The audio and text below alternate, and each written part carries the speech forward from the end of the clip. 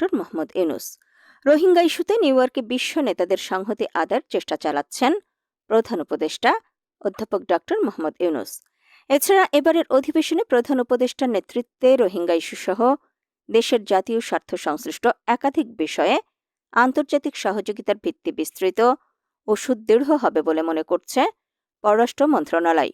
পররাষ্ট্র মন্ত্রণালয়ের কর্মকর্তারা মনে করছেন এবছর অধিবেশন বাংলাদেশের জন্য বিশেষভাবে তাৎপর্যপূর্ণ, কারণ এবার ৩০শে সেপ্টেম্বর জাতিসংঘ সাধারণ পরিষদের সভাপতির সভাপতিত্বে রোহিঙ্গা বিষয়ক শীর্ষক একটি উচ্চ পর্যায়ের সভা অনুষ্ঠিত হবে। রোহিঙ্গা সংকটকে কেন্দ্র করে জাতিসংঘ কর্তৃক সাধারণ পরিষদে এমন একটি উচ্চ পর্যায়ের সভার আয়োজন এবারই প্রথম। জানা যায় এবছর জাতিসংঘের ৮০তম বর্ষপূর্তি হচ্ছে।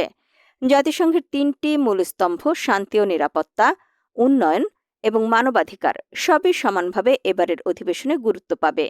বিশ্ব